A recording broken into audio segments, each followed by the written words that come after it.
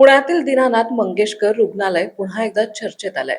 डोळ्याच्या शस्त्रक्रियेदरम्यान 6 वर्षीय प्रियदर्शनी बागडे हिचा मृत्यू झाल्याची धक्कादायक घटना समोर आली आहे.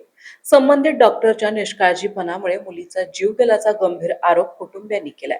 या प्रकरणी अलंकार पोलीस ठाण्यात तक्रार दाखल करण्यात आली असून पोलिसांकडून पुढील तपास सुरू आहे. प्रियदर्शनीला डोळ्यात तिरळेपणाचा त्रास असल्याने उपचारासाठी दीनानाथ मंगेश रुग्णालयात दाखल करण्यात आले होते.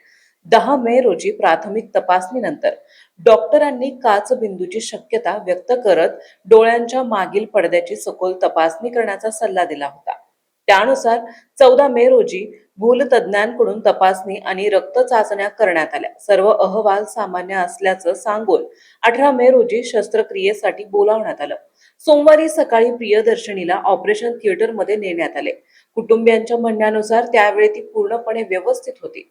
मात्र डोळ्यात औषधी ड्रॉप टाकल्यानंतर अचानक तिला रक्ताची उलटी सुरू झाली. काही वेळाने डॉक्टरांनी मुलीच्या तोंडातून रक्त येत असल्याचं आणि हृदयाचे ठोके बंद पडल्याचं सांगितलं.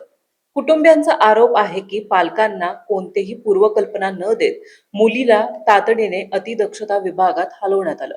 त्यानंतर CPR देत आहोत असे सांगण्यात आलं. मात्र काही वेळातच मुलीचा मृत्यू झाल्याची माहिती देण्यात आली आहे.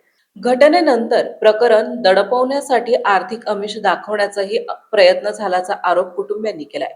ससून रुग्णालयाने पोलीस तक्रारीशिवाय शवविच्छेदनासाठी मृतदेह स्वीकारण्यास नकार दिल्यानंतर हे प्रकरण पोलिसांपर्यंत पोहोचले.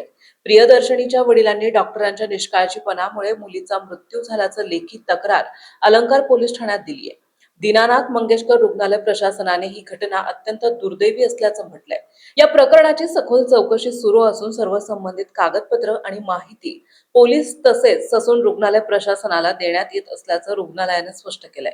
या प्रकरणात पारदर्शकता आणि उत्तरदायित्व राखले जाईल असे प्रशासनाने सांगितले. महत्त्वाच्या बातम्या पाहण्यासाठी आजच आमच्या महाराष्ट्र लाईव्ह वरला सबस्क्राईब करा आणि बेल आयकॉन प्रेस करा. तसेच Instagram आणि Facebook वर फॉलो करा.